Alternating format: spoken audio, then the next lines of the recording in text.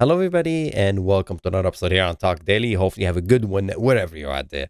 Today, I'm just letting you know about this company. I'm not involved in it, not sponsored by it, but I've been using it for ever, many years, many years. Because I had older cars. Let me give you a little background. Been modifying cars since whatever, and the cars I had, we get engines. For example, I had a Nissan 240SX and a SR20 DET engine in it. If you don't know what that is, it's just a turbocharged engine that comes from Japan. Long story short, all the stuff is used. It's a secondhand used engine, secondhand used transmission because back then I didn't have money. And this company really helps a lot because when you're changing your oil, what you do it anyways, you take your oil, you change it, then you go to recycle it. Well, with this company, you can take a little sample of your oil and you send it to them, and they check it and they tell you that hey, your head gasket is about to blow up. I mean, you have some fuel issue, you have some problems with your engine. Now, I mean, how's that gonna help? Hey, I'm the kind of guy I would like to see the train coming at me instead of just close my eyes and hit me. It's just everybody's different, but honestly, it really helps to prevent a problem from becoming a really big problem. If you're broke, it'll make a difference, right? But if you do care, for example, for my SR20, my dead engine. I'll put a picture of it. SR20 DT. It's just whatever. It's an older engine from the '90s. It's a fantastic engine, by the way. Equal bore stroke. You can rev it to a billion RPM. Well, not a billion, but you know what I mean. So the point is, when I did get the analysis, it helps. It lets you know that what's where, what's not where, if it's normal. I mean, everybody wants to rebuild their engine, right? My Evo, I want to rebuild my 4G63, but I did the oil analysis. I'm like, hey, it's fine. I mean, nothing abnormal for the mileage. And so, yeah, I really recommend getting this thing done. You don't have to do it every oil change. I mean, I don't know what's the point of doing every oil change, but just do it once and wait a bit and do it again so you get 2 points on the graph so that at least you have an idea what's going on. Just one test kind of gives you a general perspective, but if you do more than one test, you kind of see the where. Anyways, I don't do it every oil change, but I just recently did it, so it's very interesting. And I don't know, I like reading the information. If you see the testing, that kind of gives you an idea. Like if you go on a website, it gives you like a sample report, which I think is kind of interesting. It kind of looks like that, literally how it looks like. If you give them your information, what kind of car you have, what engine, your oil type, your oil weight.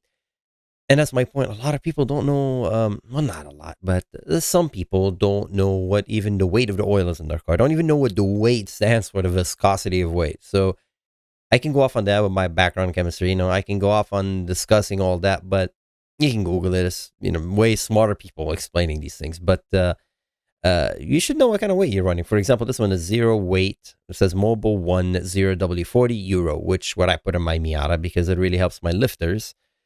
I think this oil is the best oil. I mean, I love it. Of course, follow recommendation oil, etc. What kind of engine, but I put that in my Miata. And believe it or not, that's the reason my Miata doesn't tick at all. My lifters, I mean, I clean the lifters, whatnot, but same going off on the subject. But you have to find out what oil you have, what kind of engine you're using, fuel type, of course, gasoline, and you give them this information and you send it to them. And for example, in this example, they're saying it has sleeves and crank and H bearing. So, anyways, they do an analysis. They detect what's in there, what's consistent, what's the normal, what's above, and they kind of give you like kind of a conclusion. For example, in this Corvette, in this example, saying the antifreeze, there's an antifreeze problem because they see a coolant, high level of sodium and potassium. And it's saying the contaminant is causing excessive bearing wear. They see the copper, the lead, and tin. And it's starting to cause problem in the upper end as well. What I love about it is that you use different oils. I've done that with different oils. I did it with Royal Purple. I did it with Mobile One. I did Castrol GTX. And Castrol GTX was the best. Castrol GTX 0, double weight, 40 euro. I use that on, I know it says euro, but I use it on all, even a 1cc engine. No, 2cc engine. My friend's has a 2cc engine in his MR2. We did the swap. That oil is fantastic. My Evo uses it, which it shouldn't. I mean, Evo says it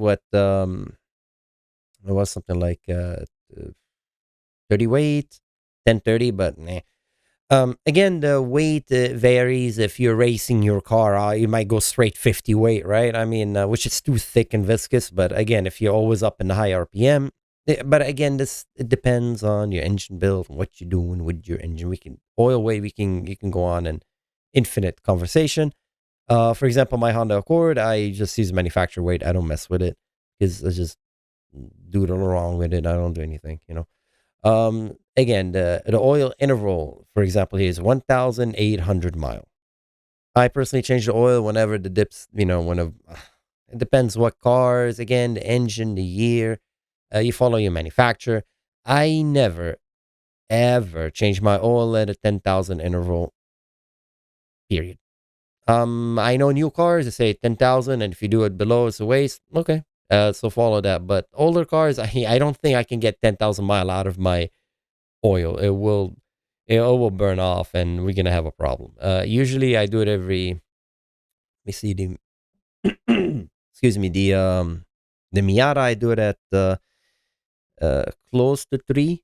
The Evo I do in Lance Evolution. That's a 4G63 engine. I do it around also 3,000 mile. The Camry 3,000. The Accord. The Accord I just the core doesn't do. Yeah, I just wait for it when it tells me like the oil about 15. I think 15%. It's not giving you that change of oil, so I do it around there. But I check the oil regularly. But regardless, when you do it, just the one hint: if you do this thing, if you do it, take it to Blackstone, the little sample, it's like 3 ounces. Is all you need.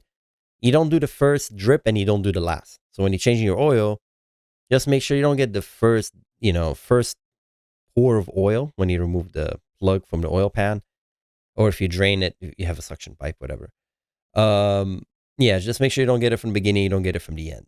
And if someone else is doing the oil for you, just make sure the car's kind of warm. You don't want to do it cold, so you evaporate some of the whatever if there's any water contaminant from fuel.